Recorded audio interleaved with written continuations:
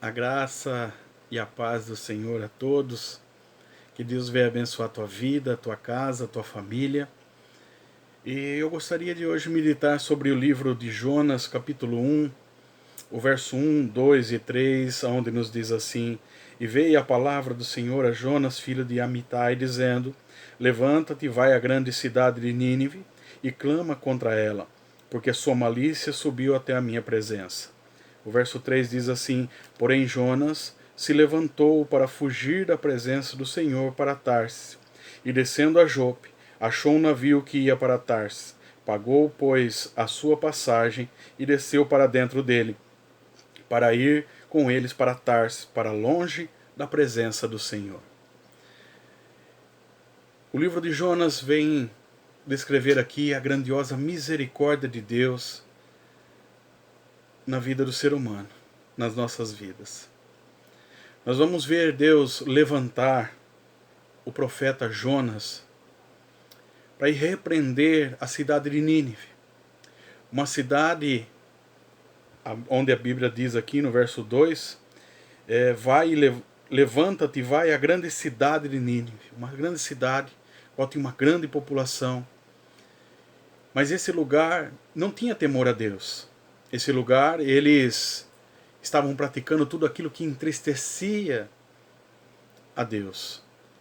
E Deus, pela grandiosa misericórdia, porque com todo o poder que ele tem, ele podia ter destruído aquela cidade sem mandar nenhum aviso, sem mandar uma mensagem, nada. Mas a Bíblia nos diz assim que nosso Deus, como é misericordioso, e nós só estamos de pé também por essa misericórdia, como diz em Lamentações 3, 22 e 23, levanta a vida aqui do profeta Jonas para ir ministrar nessa cidade. E a Bíblia nos diz assim que Deus dá uma ordem para que Jonas se levante, para que Jonas saia daquele lugar que ele estava e vá até a cidade de Nínive pregar a palavra, pregar as ordens aqui, as ordenanças, para que aquele povo viesse se arrepender. Mas a Bíblia nos diz assim no verso 3 que Jonas ele toma uma atitude de fazer completamente tudo diferente daquilo que Deus ordenou. E o Senhor colocou um tema agora ao meu coração, onde vem dizer assim: será que eu estou no centro da vontade de Deus? Eu vou repetir: será que eu estou no centro da vontade de Deus? Porque Jonas, um homem levantado por Deus, como profeta, como ministro, a pregar a palavra de Deus para que aquele povo viesse a arrepender. E ele é conhecido como um nacionalista porque ele não queria ver a conversão daquela cidade. Se nós pegarmos os próximos capítulos, nós vamos ver que ele fica bravo numa certa maneira e ele até discute com Deus porque ele fala assim: o Senhor é misericordioso, não queria que aquela população de Nínive se arrependesse, não, ele queria a condenação daquele povo. Ele, conhecido como um nacionalista daquela época, eles viam o povo de Nínive, os gentios, né? Os judeus viam os gentios como combustível para o fogo do inferno. E ele, quando recebe essa ordem de Deus, ele faz como que não tivesse ouvido a direção de Deus. Ele pega e toma uma decisão totalmente contrária a qual Deus ordenou para a vida dele, para o ministério dele. E a Bíblia nos diz assim que ele faz o quê? Ele pega e vai para o lado oposto do que Deus tinha mandado. E ele vai à cidade de Jope. Ali ele pega um navio que estava prestes a ir para Tarsis. E naquela cidade, e naquele barco, ele paga a passagem, ele entra naquele barco, e a Bíblia diz assim que ele vai lá para o porão, para um lugar a qual ele iria dormir, e nós vamos ver aqui em seguida que ele estava lá dormindo. Mas a Bíblia nos diz assim que a atitude que Jonas tomou é uma grande lição para nós analisarmos hoje.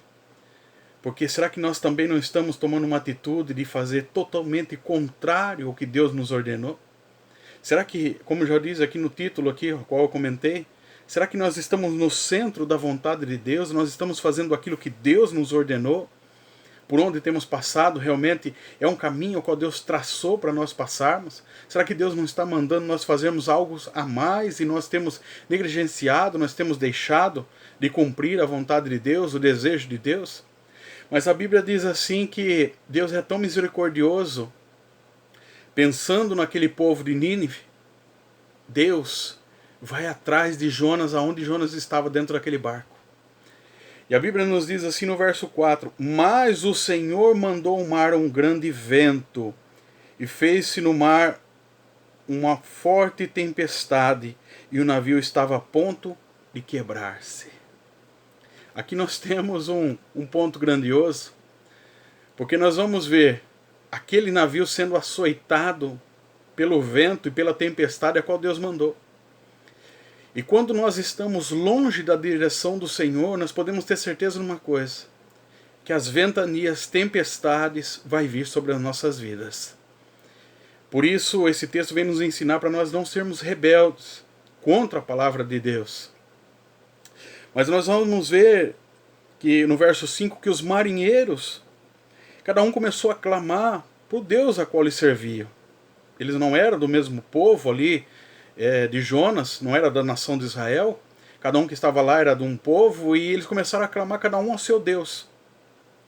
Mas Jonas estava lá no porão, deitado, dormindo, num sono profundo.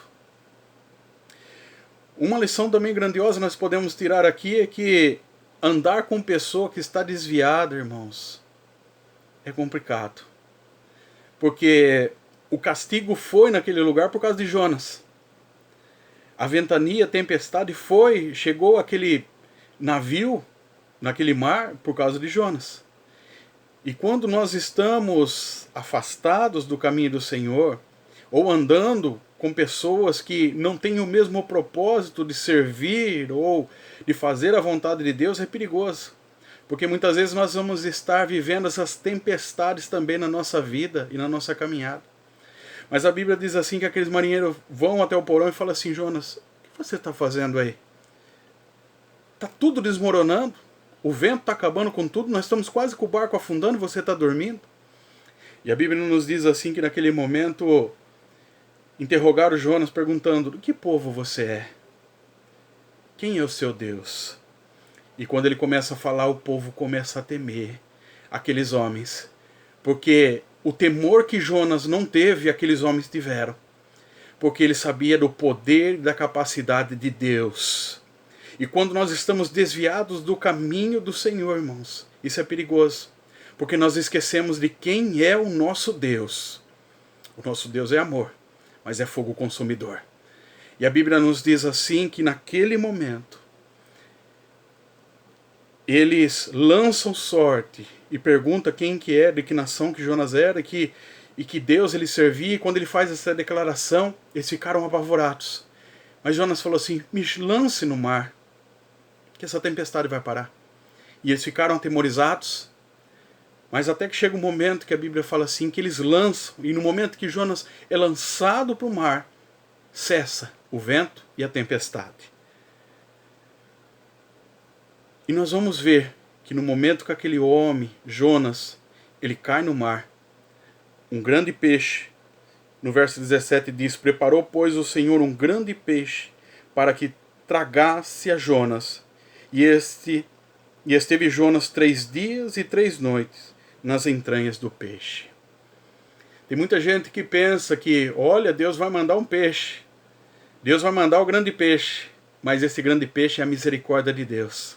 Porque Deus podia ter exterminado Jonas.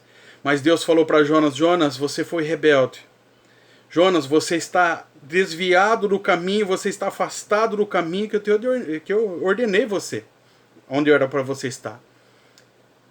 Mas eu vou te dar outra chance, Jonas, para você ir lá fazer aquilo que eu te mandei fazer. E o grande peixe, vamos dizer assim, engole,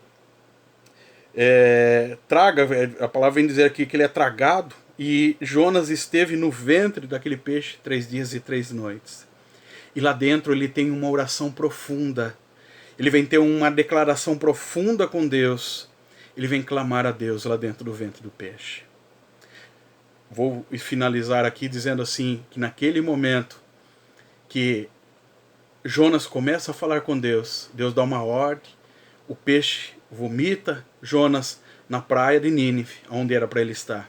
E lá ele prega a palavra, mesmo com raiva, mesmo contra o Senhor. E a Bíblia diz assim, que mesmo contra a vontade do Senhor, dele, ele não queria fazer aquilo, mas a Bíblia diz assim que aquele povo se arrepende. Se arrepende. Todos se arrependeram, desde os maiorais, das autoridades, crianças, os animais, toda aquela cidade se voltou para Deus. E Jonas não pregou como era para pregar, com intensidade, não. Ele foi lá e começou a fazer de qualquer jeito. Mas mesmo assim a misericórdia de Deus operou sobre aquelas vidas. Ele não gostou, como eu já disse, por ser um nacionalista, ele via aquele povo de Nínive como instrumento, vamos dizer assim, combustível para o fogo do inferno. Mas a misericórdia de Deus esteve presente na vida do Jonas, esteve presente na vida dos marinheiros e esteve presente na cidade de Nínive. Mas o tema, como eu já falei, será que eu estou no centro da vontade de Deus? Será que eu não estou desviando do caminho do Senhor? Será que eu não estou querendo fazer aquilo que me agrada, aquilo que, vamos dizer assim, vem me engrandecer, ou aquilo que me dá prazer, e não estou fazendo aquilo que o Senhor me ordenou fazer? É um texto bem complexo para nós meditarmos e compreendermos. Nós só estamos de pé porque Deus é misericordioso. Porque as nossas obras não passam de trapo de imundícia. A Bíblia diz isso. Tudo aquilo que nós fazemos não basta para agradecer a Deus pelo sacrifício de Cristo Jesus. Nessa passagem a qual nós estamos aqui meditando, vem nos dizer sobre a misericórdia de Deus. Muitas vezes, como eu falei, nós estamos distante daquilo que Deus planejou para as nossas vidas. Como diz a Escritura, os caminhos do Senhor são diferentes dos nossos. O pensamento do Senhor são diferentes dos nossos. Mas eu venho dizer para você essa noite, deixe os seus sonhos. Deixe aquilo que vem ao teu coração, que está te fazendo desviar do caminho do Senhor. Deixa tudo isso. Que muitas vezes há sonhos, há coisas dentro de nós que estão nos fazendo desviar do caminho do Senhor, do chamado a qual Deus nos fez. Eu não estou dizendo que é errado sonhar, mas coloque os teus planos, os teus propósitos na mão do Senhor e confia nele. Porque Ele vai fazer, se essa é o melhor para as nossas vidas, Deus vai fazer. Mas primeiramente busque a vontade de Deus. Busque fazer os planos de Deus na tua vida, porque a Bíblia diz assim que quando nós fazemos isso, buscamos o reino de Deus em primeiro lugar, as demais coisas nos serão acrescentadas. Amém?